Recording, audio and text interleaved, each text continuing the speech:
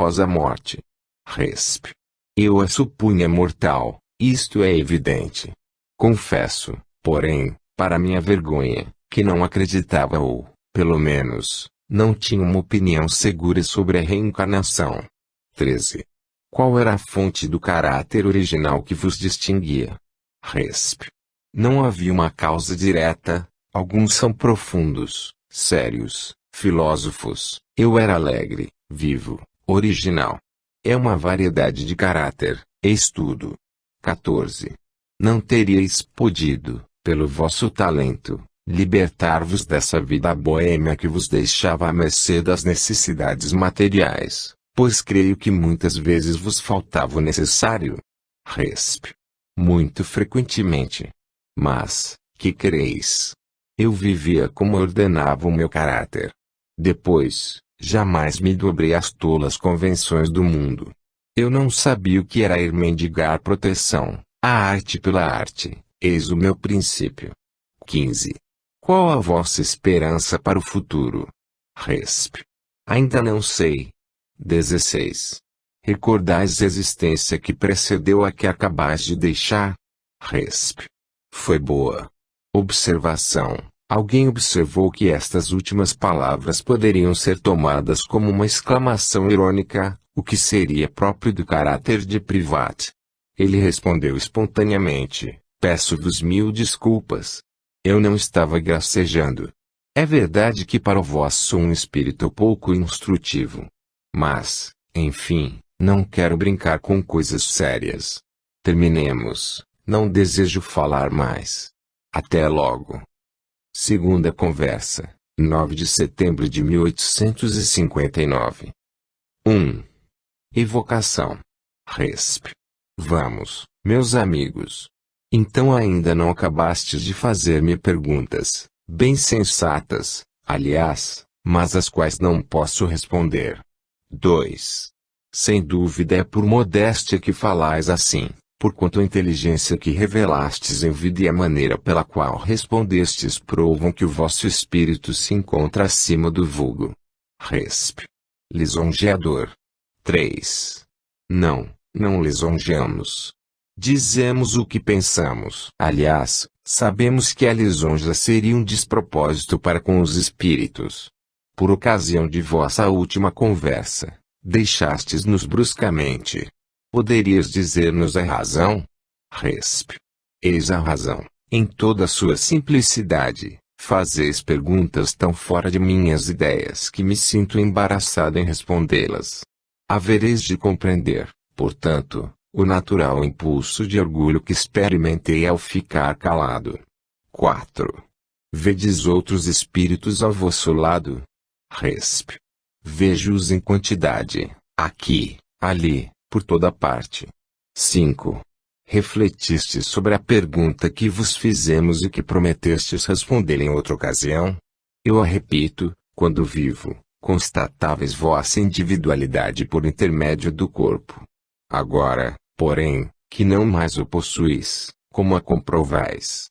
Numa palavra, como vos distinguis dos outros seres espirituais, que vedes à vossa volta? Resp. Se posso exprimir o que sinto, dir-vos-ei que ainda conservo uma espécie de essência, dada por minha individualidade, e que não me deixa nenhuma dúvida de que realmente eu sou eu mesmo, embora morto para a terra. Encontro-me ainda num mundo novo, muito novo para mim.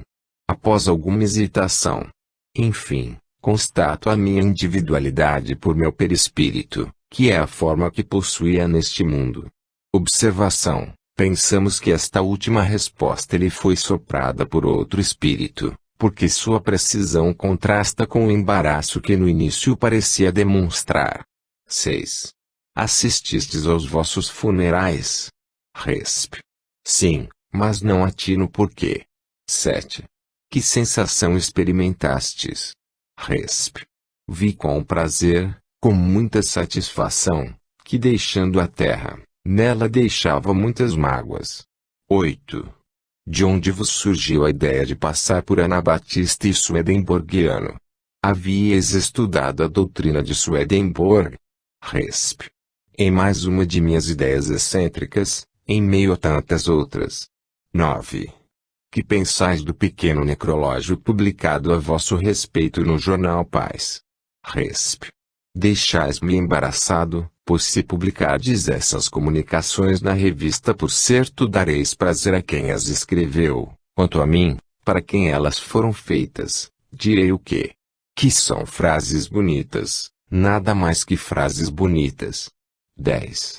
Ides algumas vezes rever os locais que frequentáveis em vida, e os amigos que deixastes? Resp. Sim, e ouso dizer que ainda encontro nisso uma certa satisfação. Quanto aos amigos, eram pouco sinceros, muitos me apertavam a mão sem ter coragem de dizer que eu era excêntrico e, por detrás, me criticavam e me tratavam de louco. 11. Aonde pretendeis ir ao deixar-nos? Isto não é uma pergunta indiscreta, mas para nossa instrução. Resp. Aonde irei? Vejamos. Ah! Uma excelente ideia. Vou me conceder uma pequena alegria. Uma vez apenas não cria hábito. Farei um pequeno passeio, visitarei um quartinho que me deixou em vida lembranças muito agradáveis. Sim, é uma boa ideia. Ali passarei a noite à cabeceira de um pobre coitado, um escultor que esta noite não jantou e que pediu ao sono alívio para sua fome. Quem dorme janta. Pobre rapaz. Fica tranquilo, irei proporcionar-te sonhos magníficos. 12. Não poderíamos saber o endereço desse escultor, a fim de o auxiliarmos? Resp. Eis uma pergunta que poderia ser indiscreta, se eu não conhecesse o louvável sentimento que a ditou. Não posso respondê-la. 13. Poderíeis ditar-nos alguma coisa sobre um assunto de vossa escolha? Vosso talento de literato deve tornar fácil a tarefa. Resp. Ainda não. Entretanto, pareceis tão afáveis, tão compassivos, que prometo escrever alguma coisa. Agora, talvez, eu fosse muito eloquente, mas temo que minhas comunicações sejam ainda muito terrestres. Deixar que minha alma se depure um pouco, aguardar que ela abandone esse invólucro grosseiro que ainda retém, para então vos prometer uma comunicação. Só vos peço uma coisa, rogai a Deus, nosso soberano Senhor, que me conceda o perdão e o ouvido de minha inutilidade na terra, tendo em vista que cada homem tem a sua missão aqui. Infeliz daquele que não a desempenha com fé e religiosidade. Orai. Orai. Adeus. Terceira conversa. Há muito tempo estou aqui. Prometi dizer alguma coisa e direi. Sabeis, amigos, que nada é mais embaraçoso do que falar assim, sem preâmbulo, e atacar um assunto sério. Um sábio não prepara as suas obras senão depois de longa reflexão, após haver amadurecido longamente o que vai dizer, aquilo que vai empreender. Quanto a mim, lamento bastante não ter ainda encontrado um assunto que seja digno de vós. Só vos posso dizer puerilidades. Prefiro, pois, pedir-vos um adiamento de 8 dias, como se diz no tribunal. Talvez, então, eu tenha encontrado alguma coisa que vos possa interessar e instruir. Tendo o médium insistido mentalmente para que lhe dissesse alguma coisa, acrescentou, mas meu caro, eu te acho admirável. Não, prefiro ficar como ouvinte. Então não sabes que há tanta instrução para mim quanto para vós em ouvir o que aqui se discute. Não, insisto que ficarei apenas como ouvinte. No meu caso é um papel muito mais instrutivo. Apesar da tua insistência, não desejo responder. Crês, por acaso, que me seria muito mais agradável dizer, esta noite evocaram Private d'Anglemont? É verdade? Que disse ele? Nada, absolutamente nada. Obrigado. Prefiro que conservem de mim uma boa impressão. A cada um as suas ideias. Comunicação espontânea de Private d'Anglemont. Quarta conversa, 30 de setembro de 1859.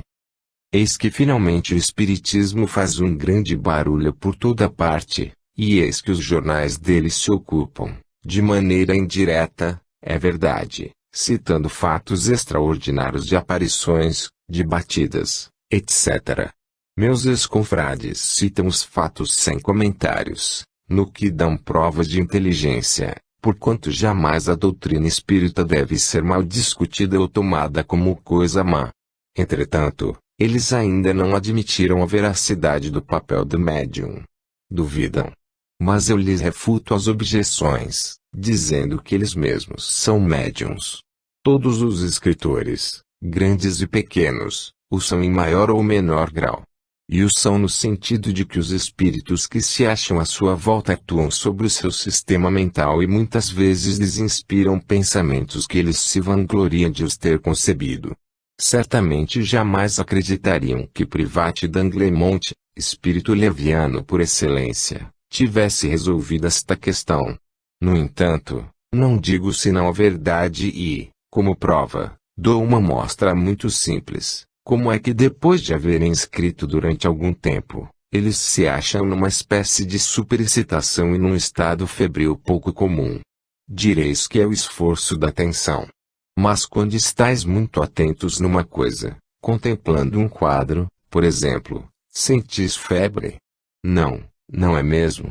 É necessário, pois, que haja outra causa. Muito bem. Repito que a causa está na modalidade de comunicação existente entre o cérebro do escritor e os espíritos que o rodeiam.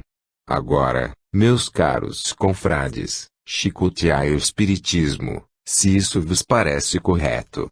Ridicularizai-o, ride, seguramente não estareis zombando senão de vós mesmos, nem dando bordoadas a não serem vós próprios.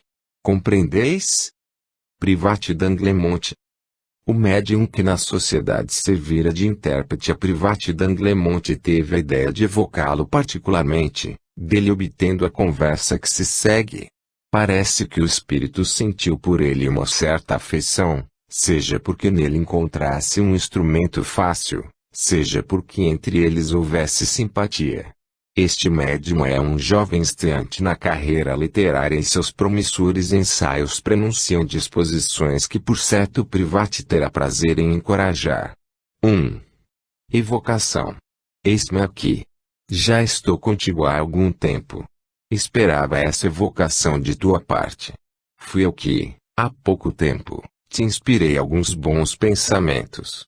Isto era, meu caro amigo, para te consolar um pouco e fazer-te suportar com mais coragem as penas deste mundo.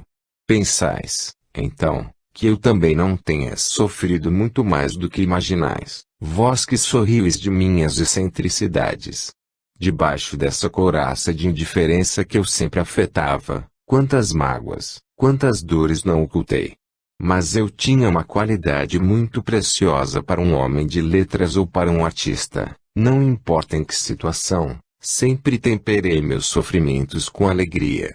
Quando sofria muito, fazia gracejos, trocadilhos e brincadeiras de mau gosto.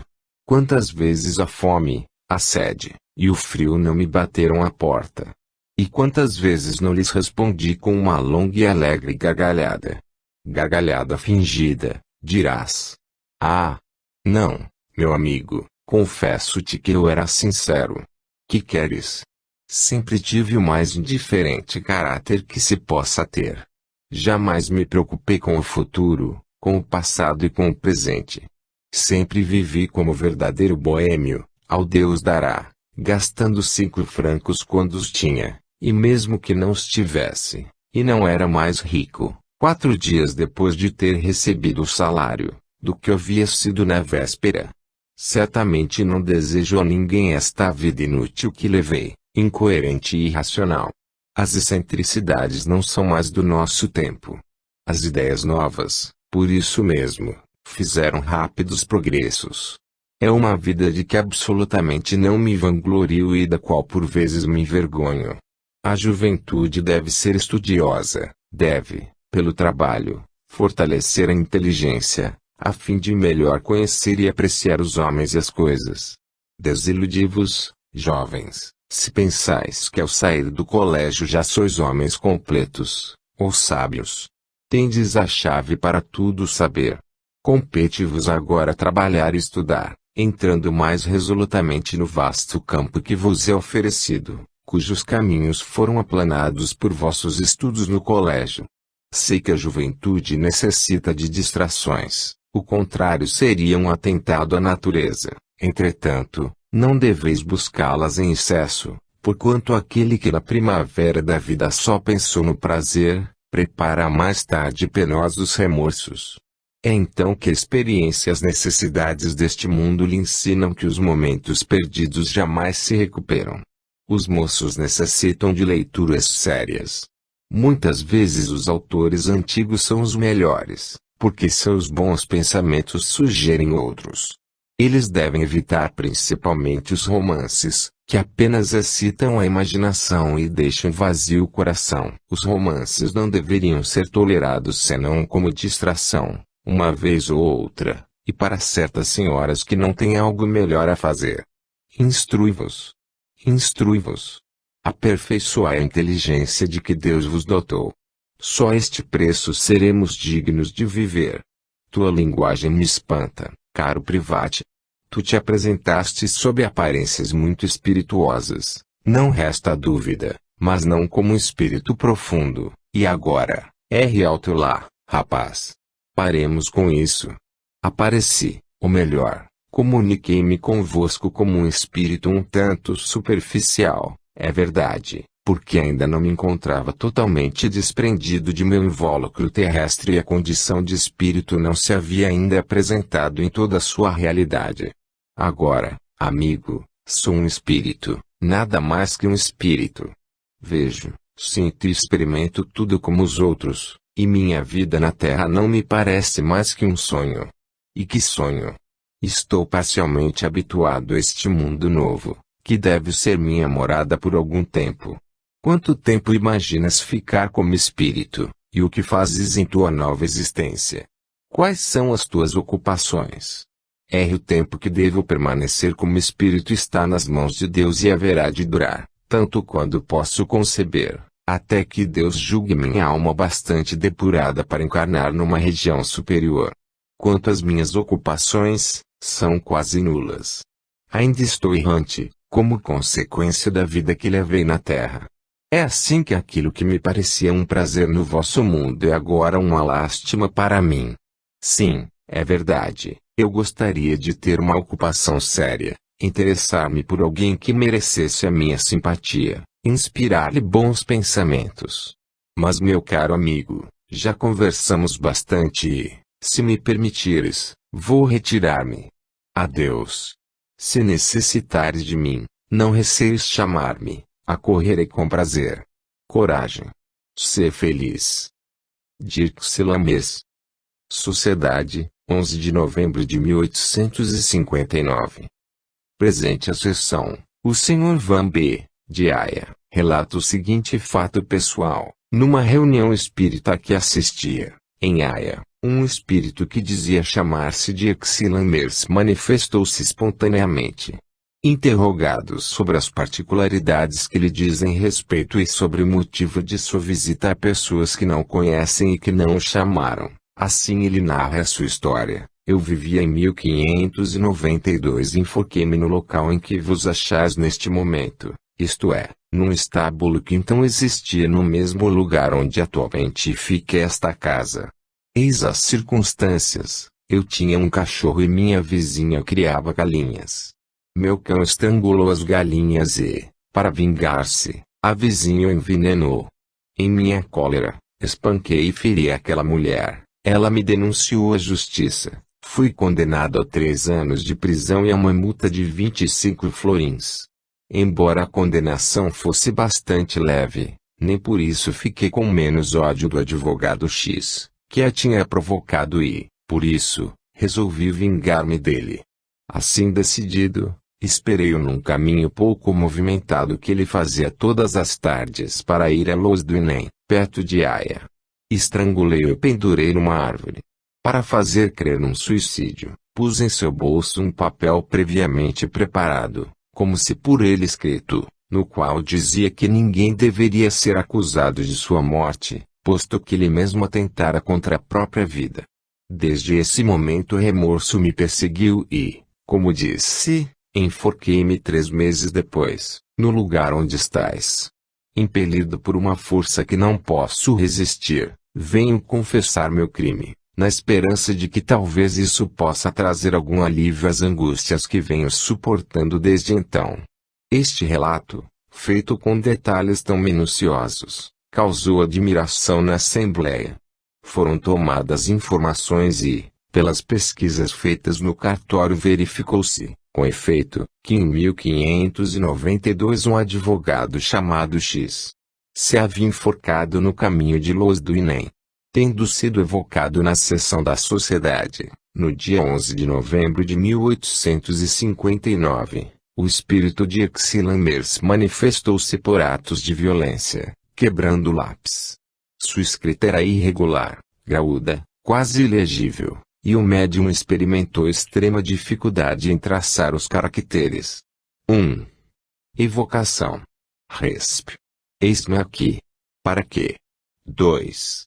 Reconheceis aqui uma pessoa com a qual vos comunicastes ultimamente. Resp. Já dei provas suficientes de minha lucidez e de minha boa vontade. Isto deveria bastar. 3. Com que objetivo vos comunicastes espontaneamente em casa do Sr. Van B? Resp. Não sei. Fui enviado até lá.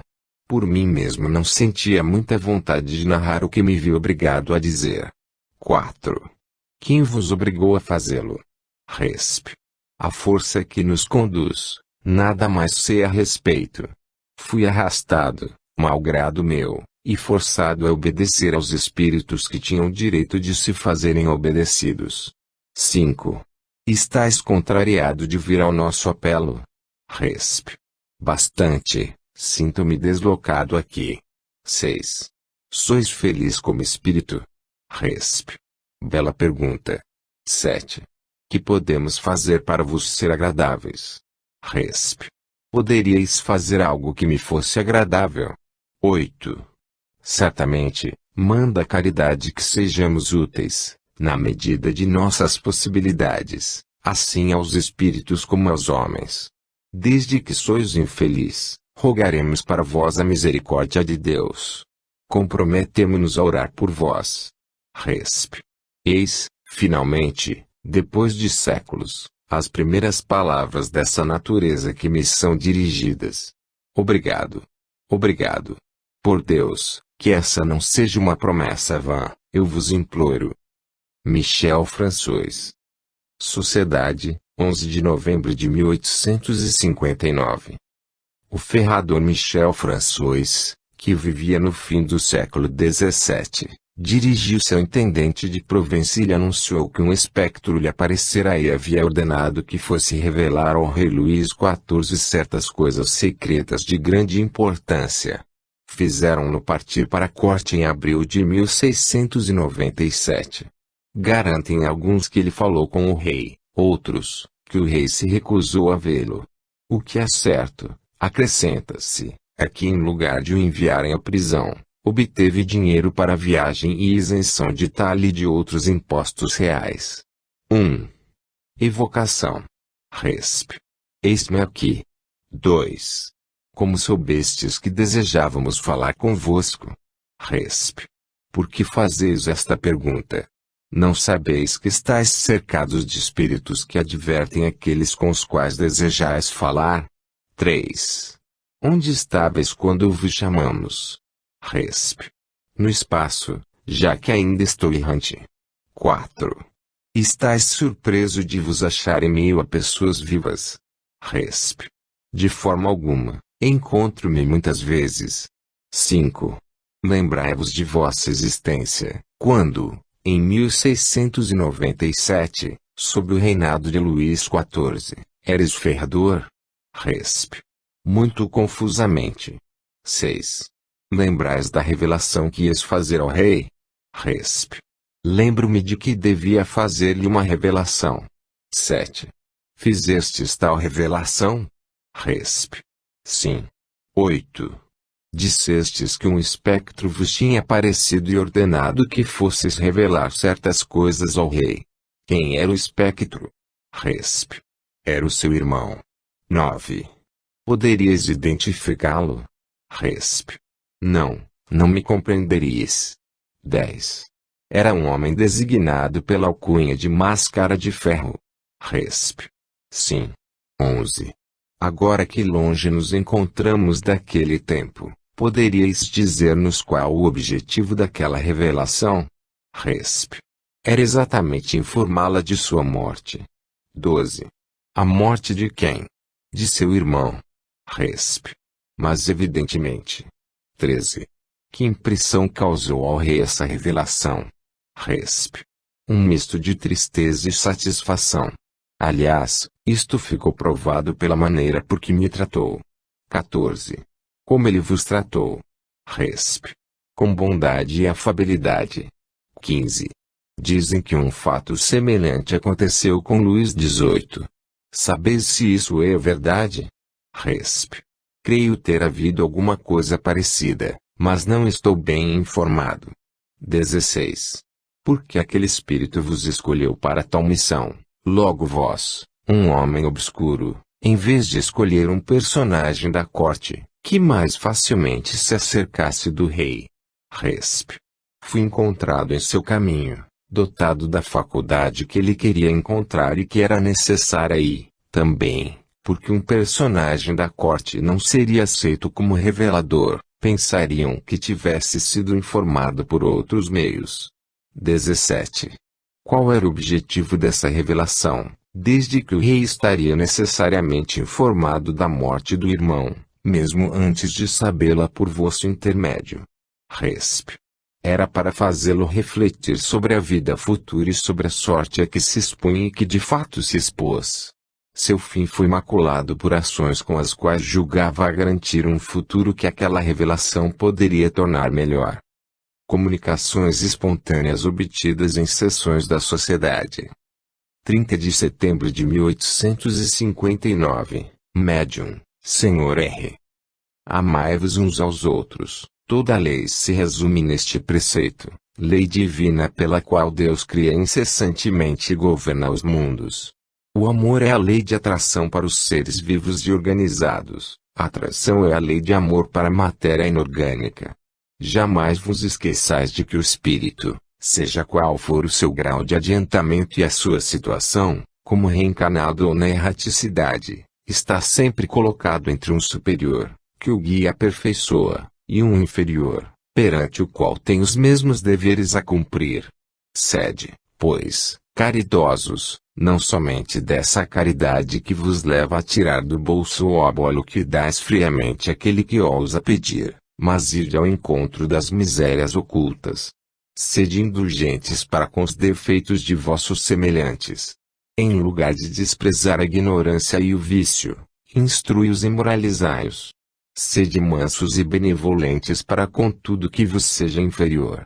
Sede o mesmo perante os seres mais ínfimos da criação, e tereis obedecido à lei de Deus. Vicente de Paulo. Observação: geralmente os espíritos considerados pelos homens como santos não se prevalecem dessa qualidade. Assim, São Vicente de Paulo assina simplesmente Vicente de Paulo, São Luís assina Luís. Aqueles que, ao contrário, usurpam nomes e qualidades que lhes não pertencem, de ordinário exibem falsos títulos, sem dúvida pensando impor-se mais facilmente. Entretanto, essa máscara não pode enganar a quem quer que se dê ao trabalho de lhes estudar a linguagem. A dos espíritos verdadeiramente superiores tem uma marca que não nos permite enganar. 18 de novembro de 1859, Médium, Sr. R. A união faz a força, sede unidos e sereis fortes. O Espiritismo germinou, lançou raízes profundas, vai estender sobre a terra seus ramos benfazejos. É preciso que vos torneis invulneráveis aos dardos envenenados da calúnia e da triste falange dos ignorantes, dos egoístas e dos hipócritas. Para chegar a isso, que uma indulgência e uma benevolência recíprocas presidam as vossas relações, que vossos defeitos passem despercebidos e que somente vossas qualidades sejam notadas, que o facho da santa amizade reúna, esclareça e aqueça os vossos corações, de tal maneira que possais resistir aos ataques impotentes do mal, como rochedo inabalável ante a vaga furiosa. Vicente de Paulo. 23 de setembro de 1859, Médium, Sr. R. Até o presente não encarastes a guerra senão do ponto de vista material, guerras intestinas, guerras de povos contra povos, nela não vistes mais que conquistas, escravidão, sangue, morte e ruínas. É tempo de considerá-la do ponto de vista moralizador e progressivo. A guerra semeia em sua passagem a morte e as ideias. As ideias germinam e crescem. O espírito vem fazê-las frutificar depois de se haver retemperado na vida espírita. Não sobrecarregueis, pois, com vossas maldições, o diplomata que preparou a luta, nem o capitão que conduziu seus soldados à vitória. Grandes lutas se preparam, lutas do bem contra o mal, das trevas contra a luz, lutas do espírito de progresso contra a ignorância estacionária. Esperai com paciência, porquanto nem as vossas maldições, nem os vossos louvores poderão modificar a vontade de Deus. Ele saberá sempre manter ou afastar seus instrumentos do teatro dos acontecimentos, conforme tenham cumprido a sua missão ou dela abusado, para servir a seus pontos de vista pessoais, do poder que tiverem adquirido por seu sucesso. Tendes o exemplo do César moderno e o meu. Por várias existências miseráveis e obscuras, tive de expiar minhas faltas, tendo vivido pela última vez na terra sob o nome de Luís IX. Júlio César. O Menino e o Riacho, Parábola. 11 de novembro de 1859, Médium, Sr. Dide. Certo dia um menino chegou junto a um riacho tão veloz que tinha quase a impetuosidade de uma torrente. A água lançava-se de uma colina vizinha e engrossava à medida que avançava pela planície. O menino pôs-se a examinar a torrente, depois juntou toda sorte de pedras que podia carregar em seus braços pequeninos. Resolveu construir um dique, cega presunção. Malgrado todos os seus esforços e a sua cólera infantil, não o conseguiu. Refletindo então mais seriamente, se aqui podemos empregar essa expressão a uma criança, subiu mais alto, abandonou a primeira tentativa e quis fazer seu dique perto da própria fonte do riacho. Infelizmente seus esforços mostraram-se ainda impotentes. Desanimou e foi embora chorando. Estava-se ainda na bela estação e o riacho não era muito rápido, em comparação com a sua correnteza no inverno. Engrossou, e o menino viu o seu progresso. A água lançava-se com estrondo e furor, derrubando tudo em sua passagem. Ele próprio teria sido tragado pelas águas se tivesse ousado aproximar-se, como da primeira vez. Ó homem fraco! Criança! Tu, que queres levantar uma muralha, um obstáculo intransponível à marcha da verdade, não és mais forte que aquela criança. Tua vontade vacilante não é mais vigorosa que os seus pequenos braços. Ainda mesmo que a queiras atingir em sua fonte, ficais certo de que a verdade te arrastará inevitavelmente. Basílio. Os Três Cegos, Parábola. 7 de outubro de 1859, Médium, Sr. Dide. Um homem rico e generoso, o que é raro, encontrou em seu caminho 3 infelizes cegos, exaustos de fome e de fadiga. Ofereceu a cada um uma moeda de ouro. O primeiro, cego de nascença, amargurado pela miséria, nem sequer abriu a mão, dizia jamais ter visto oferecer-se ouro a um mendigo, o fato era impossível. O segundo estendeu maquinalmente a mão, mas logo desprezou a oferta que lhe faziam. Como seu amigo, considerava aquilo uma ilusão ou uma brincadeira de mau gosto. Numa palavra, para ele, a moeda era falsa. O terceiro, ao contrário, cheio de fé em Deus e de inteligência, em que a fineza do tato havia parcialmente substituído o sentido que lhe faltava, tomou a moeda, apalpou-a, levantou-se, abençoou seu benfeitor e partiu para a cidade vizinha, a fim de com ela obter o que faltava à sua existência. Os homens são os cegos, o espiritismo é o ouro. Julgai a árvore pelos seus frutos. Lucas 30 de setembro de 1859, médium, senhorita H. Pedi a Deus que me deixasse vir por um instante entre vós, a fim de vos aconselhar a jamais tomar parte em querelas religiosas. Não me refiro a guerras religiosas, porquanto hoje o século está muito avançado para isso. Mas no tempo em que vivi era uma desgraça geral e não pude evitá-la. A fatalidade arrastou-me e empurrei os outros. Logo eu que deveria tê-los retido. Assim, tive a minha punição, inicialmente na terra, e há 3 séculos expio cruelmente o meu crime. Sede mansos e pacientes com aqueles a quem ensinais. Se a princípio não vos derem ouvidos, haverão de o fazer mais tarde, quando virem a vossa abnegação e o vosso devotamento. Meus amigos, meus irmãos, nunca seria demais vos recomendar o meu exemplo. Pois nada existe de mais pavoroso do que a matança em nome de um Deus clemente, de uma religião santa, que não prega senão a misericórdia, a bondade e a caridade. Em vez disso, matamos e massacramos para, como se diz, forçar as criaturas que queremos converter a um Deus bondoso. Em lugar de acreditar em vossa palavra, os que sobrevivem se apressam em vos deixar e de vós se afastam como se fosseis bestas ferozes. Sejais, pois, bons, eu vos repito e, sobretudo, tolerantes para com aqueles que não creiam como vós. Carlos 9. 1. Poderíeis ter a complacência de responder a algumas perguntas que desejaríamos dirigir-vos. Resp. Falo-ei de bom grado. 2. Como expiastes as vossas faltas? Resp. Pelo remorso. 3. Tivestes outras existências corpóreas depois daquela que conhecemos? Resp.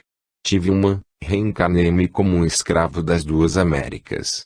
Sofri bastante e isso apressou a minha purificação. 4.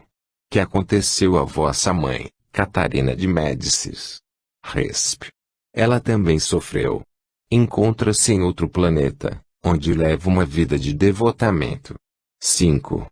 Poderíeis escrever a história do vosso reino, como fizeram Luís XI e outros. Resp. Também o poderia. 6. Quereis fazê-lo através do médium que vos serve de intérprete neste momento? Resp. Sim, este médium pode servir-me, mas não começarei esta noite, não vim para isso. 7. Também não vos pedimos para começar hoje, rogamos que o façais nos momentos de folga, vossos e do médium.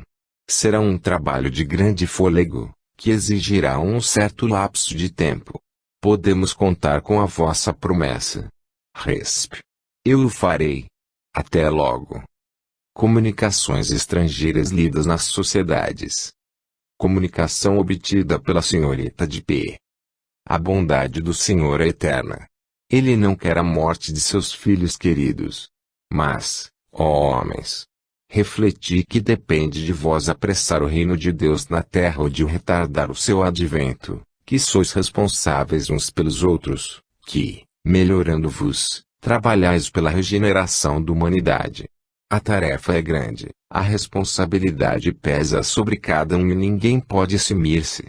Abraçai com fervor a gloriosa tarefa que o Senhor vos impõe, mas pedi-lhe que envie trabalhadores para os seus campos, porque, como vos disse o Cristo, a seara é grande, mas os trabalhadores são escassos.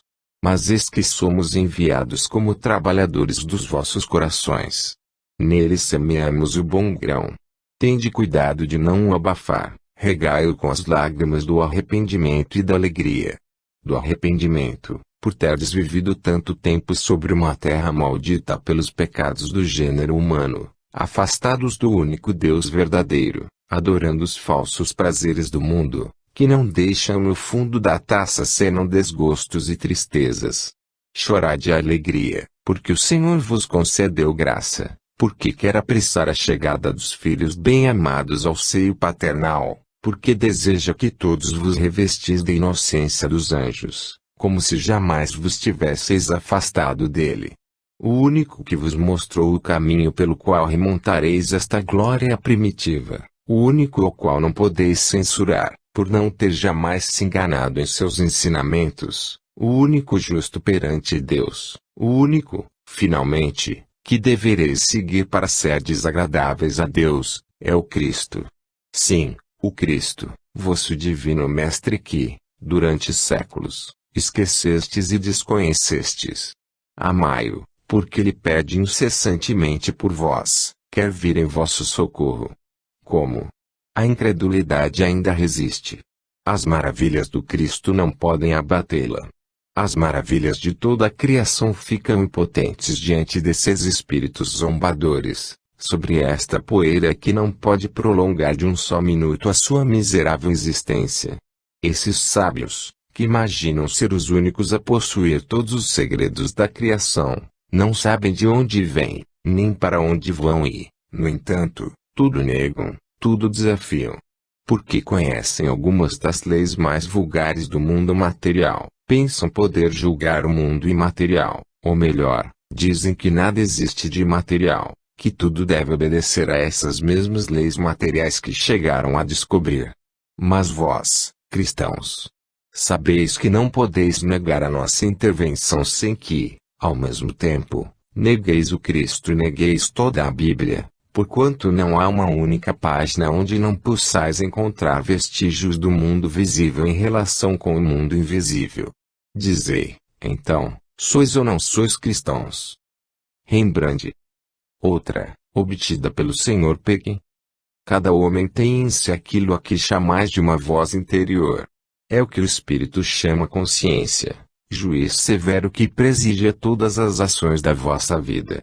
Quando o homem está só, ouve essa consciência e pesa as coisas em seu justo valor, frequentemente se envergonha de si mesmo.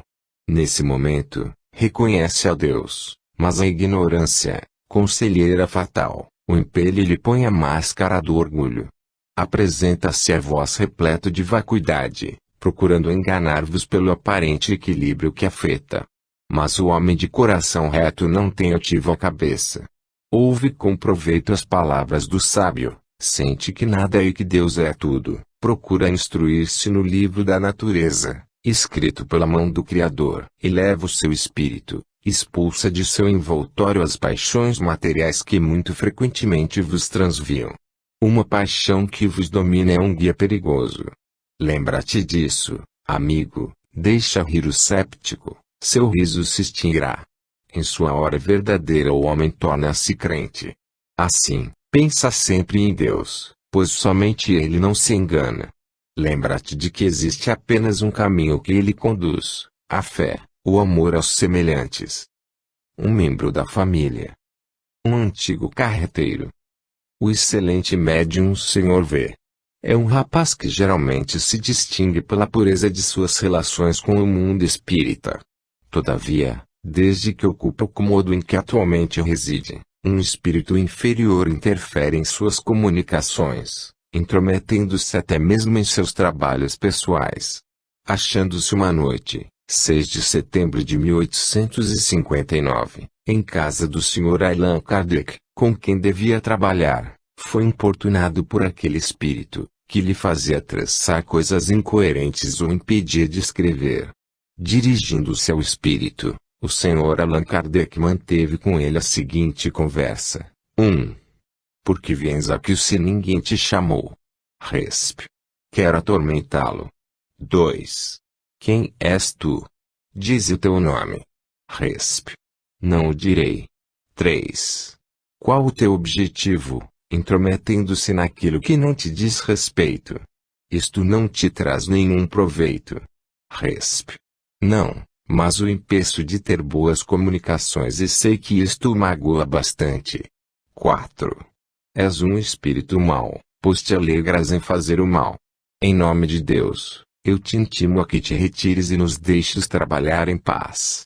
Resp. Pensas amedrontar-me com esse vozeirão? 5. Se não é de mim que tens medo, por certo terás de Deus, em nome do qual te falo e que bem poderá fazer que te arrependas de tua maldade. Resp. Não nos zanguemos, burguês. 6. Repito que és um espírito mau e mais uma vez te peço que não nos impeças de trabalhar. Resp. Sou o que sou, é a minha natureza. Tendo sido chamado um espírito superior, a quem foi pedido que afastasse o intruso, a fim de não ser interrompido o trabalho, o espírito mau provavelmente foi embora, porque durante o resto da noite não houve mais nenhuma interrupção. Interrogados sobre a natureza desse espírito, respondeu que fora chamado. Esse espírito, da mais baixa classe, é um antigo carreteiro, falecido perto da casa onde mora o médium V. Escolheu para domicílio o próprio quarto do médium e há muito tempo é ele que o obsidia e o atormenta continuamente. Agora, que sabe que o médium deve deixar o alojamento, por ordem dos espíritos superiores, atormenta-o mais que nunca. É ainda uma prova de que o médium não escreve o seu próprio pensamento. Vês, assim, que há boas coisas, mesmo nas mais desagradáveis aventuras da vida. Deus revela seu poder por todos os meios possíveis. Quando vivo, qual era o caráter desse homem? Resp. Tudo o que mais se aproxima do animal. Creio que seus cavalos tinham mais inteligência e sentimento do que ele. Por que meio pode o Senhor ver? Desembaraçar-se dele? Resp. A2. O meio espiritual, pedindo a Deus, o meio material, deixando a casa onde está. Então há realmente lugares assombrados por certos espíritos. Resp.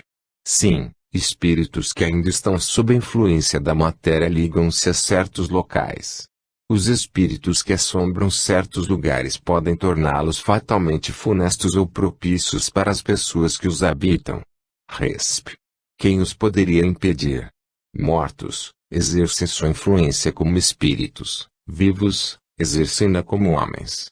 Alguém que não fosse médium, que jamais tivesse ouvido falar de espíritos ou que neles não acreditasse, poderia sofrer essa influência e ser alvo dos vezames de tais entidades. Resp. Indubitavelmente, isso acontece mais frequentemente do que pensais, e explica muitas coisas. Há algum fundamento na crença de que os espíritos frequentam de preferência as ruínas ou as casas abandonadas? Resp. Superstição. Então os espíritos assombrarão tanto uma casa nova da rua de Rivoli quanto um velho casebre. Resp. Certamente, porquanto podem ser atraídos para um lugar, em vez de o serem para outro, consoante a disposição de espírito dos seus moradores. Tendo sido evocado na sociedade através do Sr. R., o espírito do carreteiro manifestou-se por sinais de violência, quebrando o lápis, que forçava contra o papel, e com uma escrita grosseira, trêmula, irregular e pouco legível. 1. Evocação. Resp. Eis-me aqui. 2. Reconheceis o poder de Deus sobre vós. Resp. Sim, e daí? 3. Por que escolhestes o quarto do Sr. V? E não o outro? Resp. Isso me agrada. 4. Permanecereis ali muito tempo? Resp. Enquanto me sentir bem. 5. Então não tendes intenção de melhorar? Resp.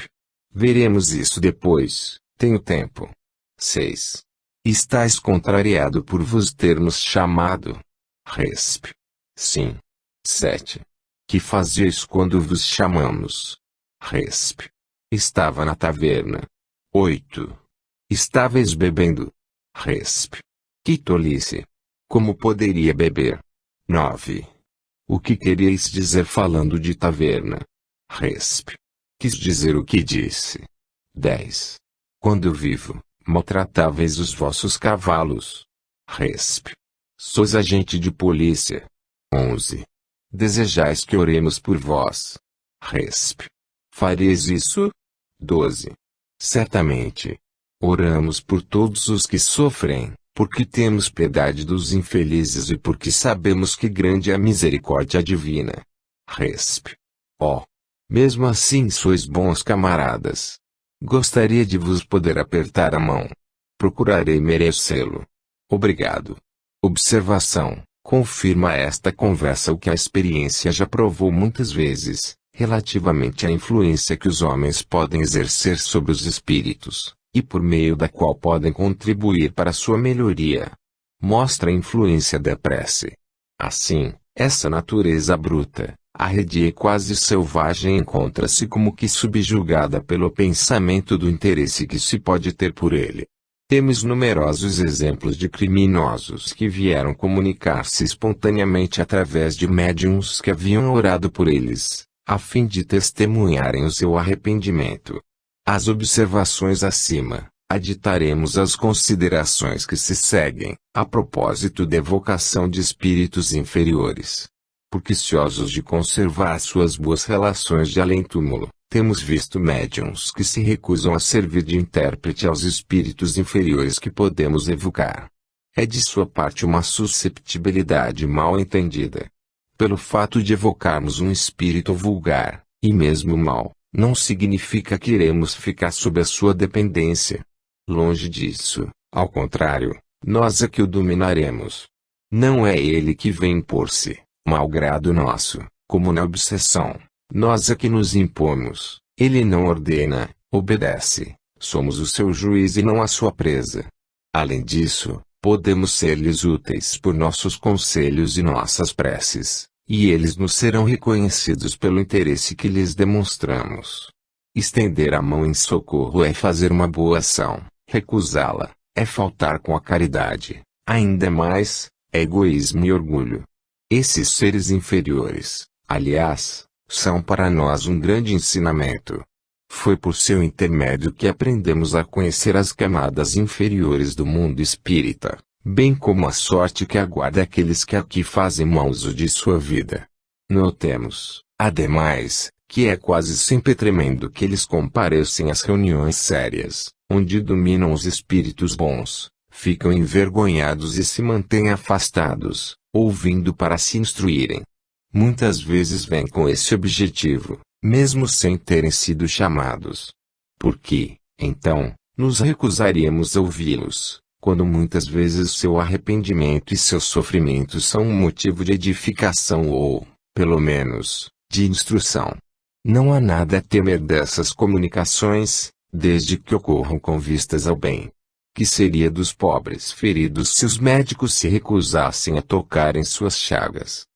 Os convulsionários de Saint Medard. Continuação, vídeo número de novembro. 1. A São Vicente de Paulo. Na última sessão evocamos o diácono Pares, que teve a bondade de vir. Gostaríamos de ter a vossa opinião pessoal sobre ele, como espírito. Resp. É um espírito cheio de boas intenções, porém mais elevado moralmente do que em outros sentidos. 2. De fato ele é estranho, como diz, ao que se fazia junto ao seu túmulo. Resp. Completamente. 3. Poderias dizer-nos como considerais o que se passava entre os convulsionários? Era um bem ou um mal? Resp. Era antes um mal que um bem. É fácil de perceber pela impressão geral que esses fatos produziam sobre os contemporâneos esclarecidos e sobre os seus sucessores. 4. A esta pergunta dirigida a Pares, a saber, se a autoridade tinha mais poder que os espíritos, porque pôs fim aos prodígios. Sua resposta não nos pareceu satisfatória. Que pensais disso? Resp. Ele deu uma resposta mais ou menos conforme a verdade.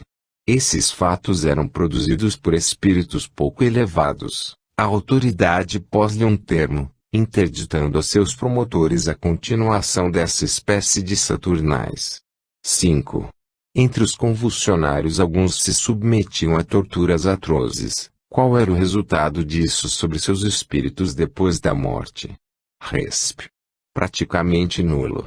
Não havia nenhum mérito nesses atos sem resultado útil. 6. Os que sofriam essas torturas pareciam insensíveis à dor. Havia neles simples resignação ou insensibilidade real. Resp. Insensibilidade completa. 7. Qual era a causa dessa insensibilidade? Resp. Efeito magnético. 8. A superexcitação moral, chegada a um certo grau, não poderia aniquilar-lhes a sensibilidade física. Resp.